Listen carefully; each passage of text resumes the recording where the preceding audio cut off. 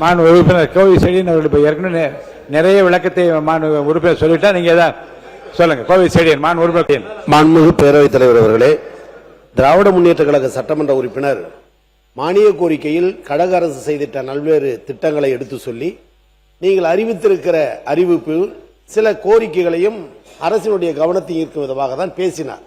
ஆனால் மாண்புமிகு பொதுப்பணித்துறை அமைச்சர் எழுந்து பல்வேறு விளக்கங்களை தந்து ஒரு பொதுக்கூட்டத்தில் பேசுவதை போல ஆதிதிராவிட மக்களுக்கு திராவிட முன்னேற்ற கழகம் எதுவுமே செய்யாததை போலவும் 25 ஆண்டு காலம் அந்த துறையை திமுக அரசு செயல்படுத்தாமல் விட்டதை போலவும் அந்த நிதி செலவினங்களை முழுமையாக அறிந்தோ அல்லது தெரிந்தோ அரசு ரீதியாக பல்வேறு கருத்துக்களை வழங்கியிருக்கிறார். அது பதிவாகியிருக்கிறது, ஊடகத்தில் ஒளிபரப்பப்பட்டுள்ளது. பேரவைத் தலைவர் வாயிலாக கேட்பது, முதலில் இந்தியாவில் தீப்பிடித்து எரியாத காங்கிரீட் வீடுகளை கட்டித் தருவதற்கு திட்டமிட்டு முதலில் திறந்தது யார்? எந்த அரசு? எலிக்கு ஒரு வலை உண்டு, குருவிக்கு ஒரு கூடு உண்டு. பாழாய்ப்போன இந்த தாழ்த்தப்பட்ட மக்கள் மலையிலே நனைகிறார்கள், தீயிலே கருகிறார்கள் என்று நான் அறிந்தவரை தெரிந்தவரை இந்தியாவின் முதலில் காங்கிரீட் வீடுகளை கட்டித் தந்தது கழக அரசு. பாபுஜி ஜெகஜீவன் ராம் டெல்லி அமைச்சர், அவரை அழைத்து வந்து அதை திறப்பு விழா நடத்தினார். டெல்லி சென்று பாரத பிரதமர் இந்திராவிடம் சொன்னார்.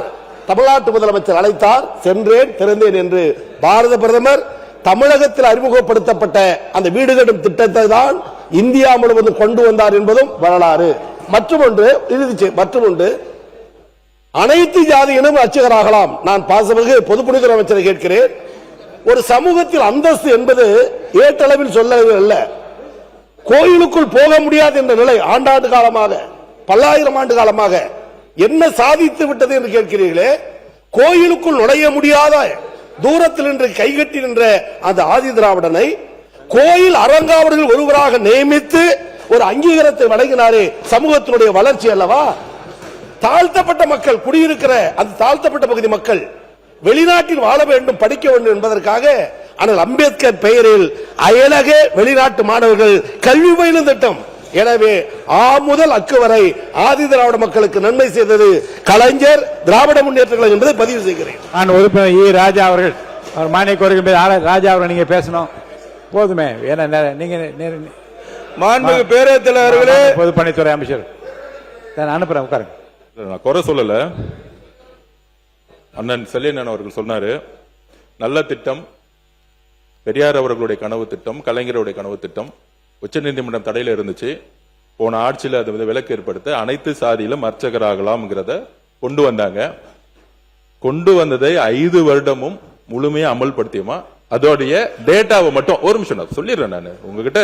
அந்த டேட்டாவை மட்டும் எத்தனை பேர் தலித் சகோதரர்கள் எத்தனை பேருக்கு ஜிஓ பாஸ் பண்ணப்பட்டிருக்கு, பிசி, ஓபிசி, எம்பிசி சகோதரர்கள் எத்தனை பேர் அர்ச்சகர் ஆகி எத்தனை கோயில்ல இப்ப இருக்கிறாங்க, அந்த டேட்டாவை நாங்க நாளைக்கு எடுத்து கொடுத்துடுறோம்.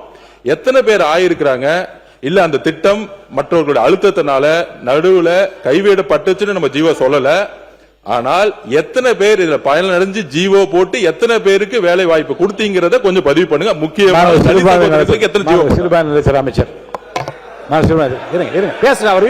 இருங்க சார், இருங்க, அவர் பேசட்டும், அவர் பேசட்டும், அனுமதிக்கிறேன். இருங்க, சிறுபான்மைத்துறை அமைச்சர் பேசுங்க. மாண்புமிகு பேரவைத் தலைவர் அவர்களே, மாண்புமிகு வாசுதேவ நல்லூர் சட்டமன்ற உறுப்பினர் ஏன் சேம் சைடு கோல் போறாருன்னு தெரியல.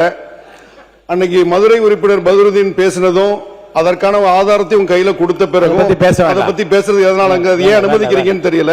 அதற்கான ஆதாரங்கள் ஒண்ணு. இரண்டாவது, இஸ்லாமிய சமுதாய திமுக செய்து பட்டியலிட்டாங்க, சிஏஏ, வக்ஃபு திருத்தம், அதெல்லாம் வரவேற்றோம், அதனாலதான் துணை நின்றோம். ஆனால் இன்றைக்கு தேதியில் அறிவிக்கப்பட்டிருக்கக்கூடிய மற்ற மணியான முத்தான 11 அறிவிப்புகள், அதே போல நிதியமைச்சர் அறிவிக்கக்கூடிய 8 அறிவிப்புகள், அதாவது இந்த சிறுபான்மை நலத்துறை என்பது கல்வி, வேலை வாய்ப்பு, பொருளாதாரத்தில் உயர்த்தணுங்கிற அடிப்படையில் உள்ள இந்த டிபார்ட்மெண்ட். இதுக்கு எந்த அரசு என்ன செய்தது? ஒரே பட்ஜெட் கூட்டத்தொடரில் 18 அறிவிப்புகள் இந்த சமுதாயத்துக்காக வந்திருக்கு. இதற்கு ஏதாவது ஆட்சி செய்திருக்கிறதா? முஸ்லிம் பெண்களுக்கு ஃபுல்லா முழு உதவித்தொகை, பள்ளிவாசல் இருக்கக்கூடிய இடங்கள்லாம் பராமரிக்க வருமானம் இல்லாம ஊதியம் கொடுக்காம 100 கோடி ரூபாய் சுழல் நிதி, 10,000 பேருக்கு திறன் மேம்பாட்டு பயிற்சி, இதே போல 18 அறிவிப்புகள் கொடுத்து சரித்திரம் படைத்திருக்கக்கூடிய அரசு மாண்புமிகு முதலமைச்சர் ஜோசப் விஜய் அரசு.